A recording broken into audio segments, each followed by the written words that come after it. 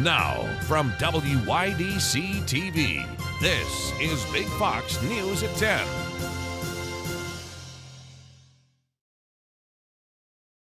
Good evening, I'm Anna Manuel. Fire crews from Elmira and West Elmira responded to an early morning garage fire today. It happened in the 600 block of West Gray Street around 2:30 this morning. Crews arrived and reported the first detached garage fully caught on fire, and then another detached garage also caught fire. Facebook user Ramble Smith posted these photos of the fire online.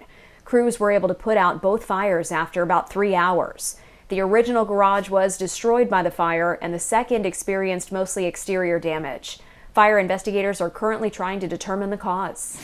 The Last Stand says it will be closing its Corning location for a couple of days. The popular ice cream shop says they're undergoing repairs after water damage caused the location to be unusable.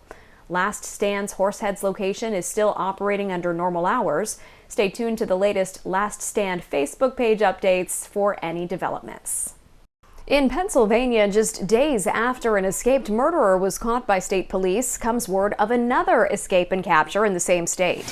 Here's what troopers report. 9 teenagers who broke out of a detention center in eastern Pennsylvania are back in custody. The 9 boys escaped from a detention center in Berks County last night after overpowering 2 prison employees and stealing the keys. After spending the night in the woods in the rain, the first 4 inmates turned themselves in this morning.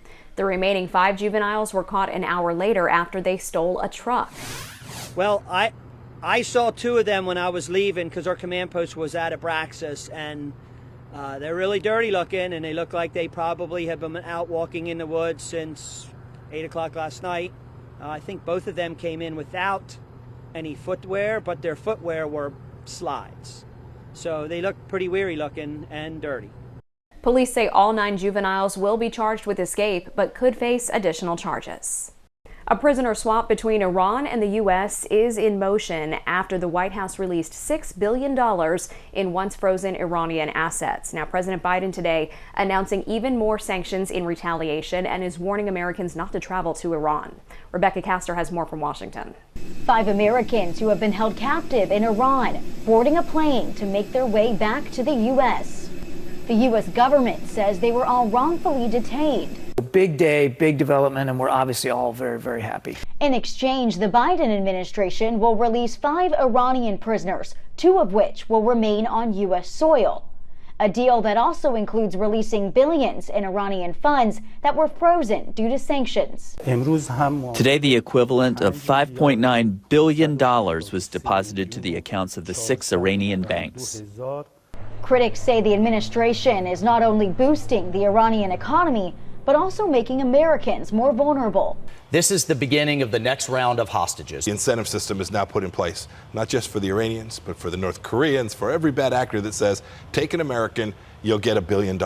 Washington maintains the unfrozen funds are not ransom, and Iran will only be able to use the money for humanitarian purposes, but that remains to be seen. They're not building hospitals or schools or helping their people. It's heartbreaking. They'll use the money for malign purposes. A senior administration official says the freed Americans will be reunited with their families and receive recovery assistance. The planned swap coming as world leaders meet at the UN General Assembly in New York. In Washington, Rebecca Castor, Fox News. Union negotiators and automakers returning to the bargaining table today. It comes as thousands of workers hit the picket line once again. Jeff Flock has more. United Auto Workers striking now for a 4th day, demanding better pay and benefits from the big 3 Detroit automakers. Both sides are locked into a battle that each side thinks is essential to their future. Stellantis executives are returning to the bargaining table after UAW's talks between General Motors and Ford made, quote, slow progress. Wage increases and work week length remain the big issues. The 3 automakers proposing a 20% pay increase over the 4-year contract. The union says that's not enough. But we have to have a living wage. You have to be able to support your families and move forward. President Biden is sending 2 administration officials to Detroit to help with negotiations. Over the weekend, some Democratic lawmakers hit the picket lines and said the president does not belong at the bargaining table. What we need is people to listen to the workers and understand any kind of support they need to help have a just transition for electric vehicles. The strike already having significant impact on the auto industry. Ford laying off 600 assembly workers at a Michigan plant, and GM says about 2,000 employees will be out of work at the company's Kansas location. That due to a shortage of critical materials. Every city, every state has dealers that will be affected by this. They'll start, depleting their inventory. They'll start laying their salesmen off. Estimates are that an all-out strike by all three automakers would cost the U.S. economy $5 billion in just 10 days. In Toledo, Ohio, I'm Jeff Flock with the Fox Business Network.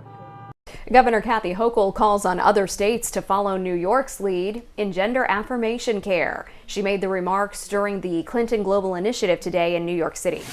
We also have a lot of LGBTQ youth. They don't get health care. They don't have homes.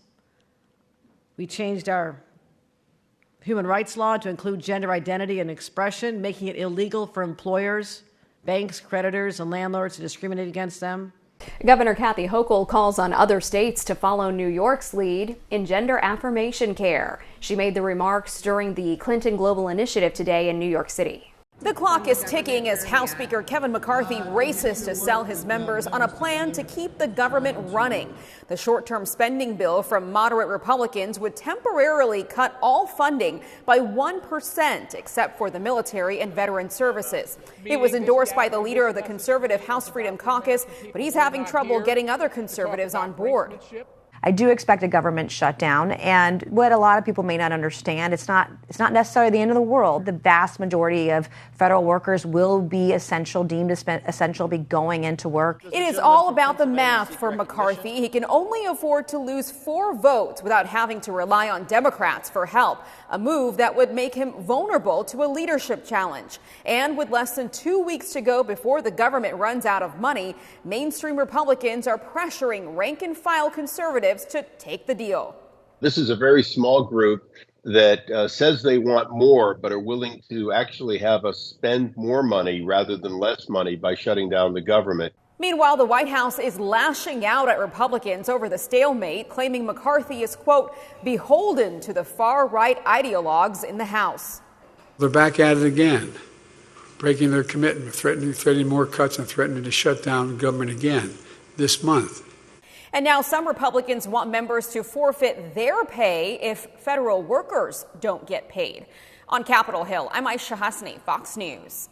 Your complete work week forecast is next. Plus, a report from the southern border as agents there say their facilities are becoming overwhelmed by the growing number of migrants. Stay with us. Here's your local stock market update from Big Fox.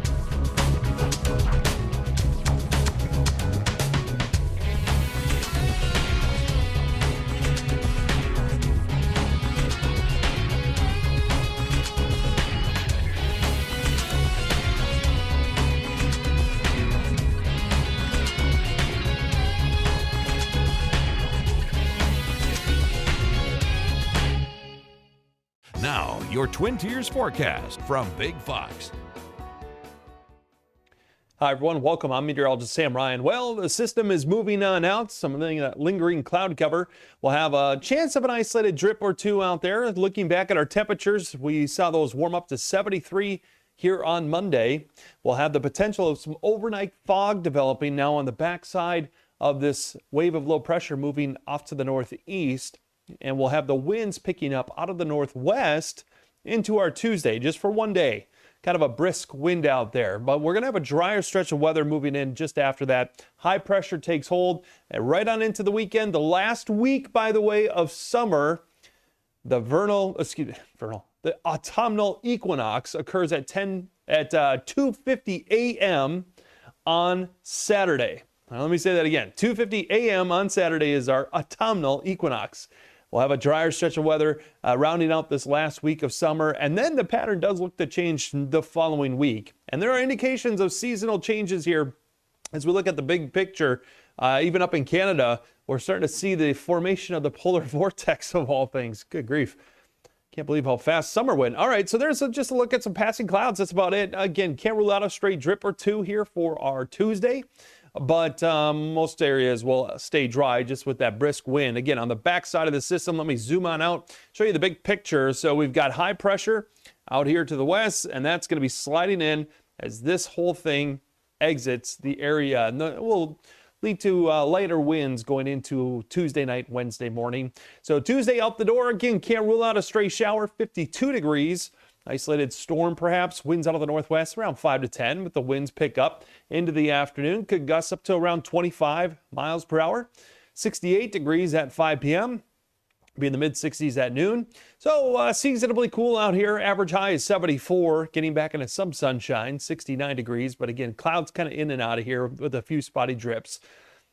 Sunrise is at 6:51, sunset at 7:10 p.m. Average high is 74 again. We're looking at losing daylight about 2 minutes and 49 seconds each day. And that's leading to bigger temperature differences between the far north up in Canada and the south, and that's increasing that jet stream. And we're going to have more active weather and bigger fluctuations with our temperatures now moving forward. But first, a dry stretch, 74 for the day here Wednesday, and then up to 75 Thursday. Beautiful conditions out there.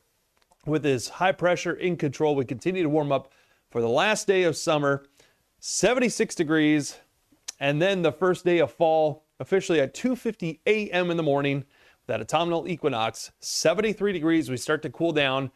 That high pressure moves out, next system moves in, brings us some wet weather, maybe some thunderstorms as well, Sunday and into Monday.